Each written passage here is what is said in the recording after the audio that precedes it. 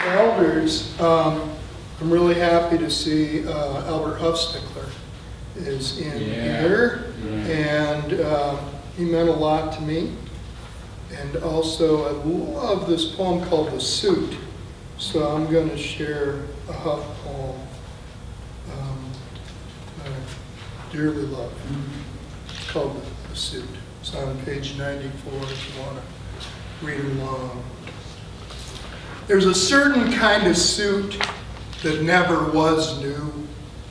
Its first memories are of goodwill or the Salvation Army or St. Vincent de Paul's. There's nothing you can do to disguise it. Cleaning may remove the stains, but it will not alter the aura. Color, dark gray or blue with a thin brown stripe, double-breasted, wide lapels, pant legs wide all the way down to the cuffs, loose at waist and crotch. Like army fatigues, not quite fitting anybody, but adaptable to all. It reeks of poverty, of sleepless nights in flop houses, dreary, aimless days on city streets. It has never been fully pressed, and its wrinkles are the wrinkles on the faces of destitute men hunched at the doors of soup kitchens, or the wrinkles beneath the eyes of aging whores standing beneath street lamps on cold corners. This suit has existed since the beginning of time. Mary's alcoholic brother, never mentioned in the Bible, wore one to the crucifixion, and contrary to public opinion, Jesus himself wore one at the Last Supper. It is the uniform of the disenfranchised. It hangs on a man's body like a shroud, and worse, it anchors him to his status. To go up in the world, he must first get rid of the suit. To rid himself of the suit, he must rise above his condition. They give them to inmates of asylums and prisons when they release them, to be sure they'll remember what they are and come back. And they are given to old men in homes for the aged to remind them that they're useless. Accessories, a blue work shirt and faded tie or stained sweatshirt.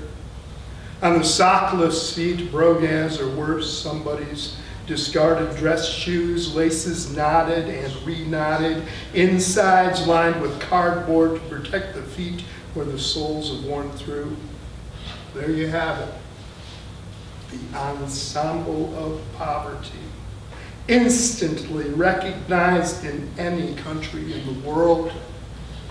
Sufficient justification for slamming the door in a face or demanding to see a person's money before he's served. The wearer of such a costume will automatically become the first to be questioned at the scene of a crime and the last to be released. He is insulted without provocation and punished on a whim. And no one questions that he deserves it. He's wearing the suit, isn't he? And obviously the way to cure him of wearing the suit is to punish him by degrading him further. After all, it's for his own good. Well, someday there won't be suits like that. But before that day comes, a lot of things will have changed.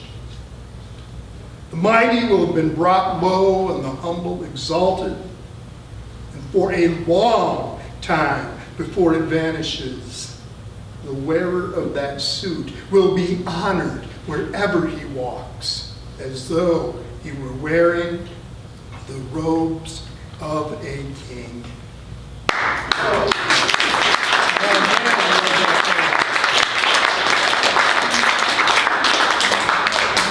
So, one of our elders, Albert Huffstickler.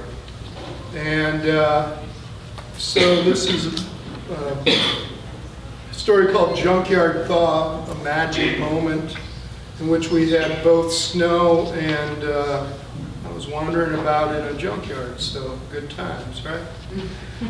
This would be spring in Michigan. Earth gone to mud with a slim skin of ice. Flecks of snow that would be in the shadows if there were sun enough to make any. But I'm here in Austin, where they've opened schools and roads back up from 4 days of ice, below freezing, and nobody knew how to act. Today's adventure finds me at the junkyard, where icicles give car grills vicious fangs, ice glazes dented fenders, windshields and windows sliding off occasionally for weak mimicking of a real glass crash. The air is fine, moist, misting down, and it's just like back home, though the cars are not so rusty. I'm searching for a simple piece of chrome, an 8 nestled in a V to complete a 3D Valentine hot rod heart to be auctioned off, benefiting an art gallery downtown. Baby, you've got my heart banging on all 8 cylinders. Is the idea distributor cap and wires and spark plugs and flame decals too? A V8 would top it all right off. But the cars here are too young to proclaim a mighty V8 heart. A few minivans admit to V6s. But the Cadillacs and the Oldsmobiles, even the Camaros and Firebirds, all play it subtle. My only luck is with the Fords, that company that made 8 cylinders affordable for all. A Triton V8 badge on a pickup, a rectangle V8 shy on a T-Bird. I pry the badges off with a skinny screwdriver, careful because they aren't even metal. Just plastic, brittle and flaking like the ice off of everything. Back inside the office, mud stomped off my boots, orange space heaters roar, wet gloves steam on hot metal. The guy behind the counter waves me off. This morning's treasure comes absolutely free.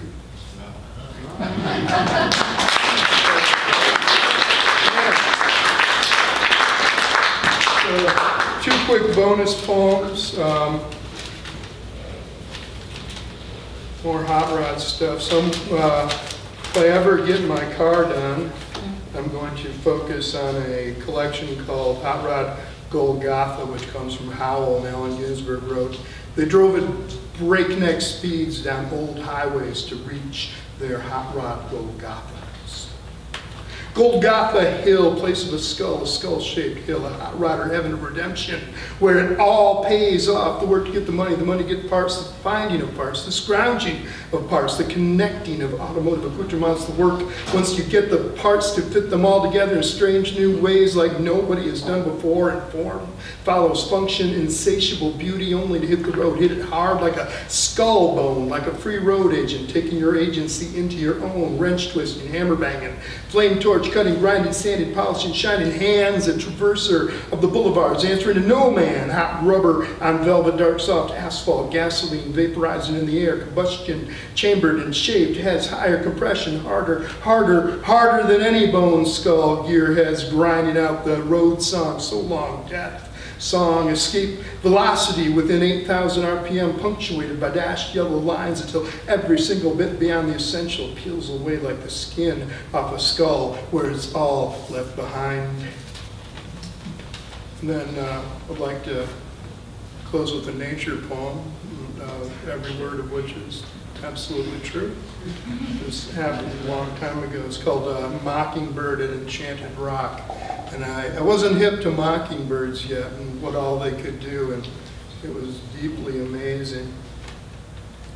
Mostly asleep as the dawn light pulses green through the walls of our tent. Bird song in the trees, the same 8 bars as a blue jay, as a crow, as a thrush, as a lark, as a pelican, as a coyote, as a car alarm, as a chainsaw, as Dizzy Gillespie's trumpet, then turned on its side, as Thelonious Monk's piano, as John Coltrane's soprano sax, and a love supreme, a love supreme, a love supreme, a love supreme. Shifting diatonics and flatting fifths is cajolery, really. You couldn't call it mocking. Coaxing this morning out into this world. Thank you.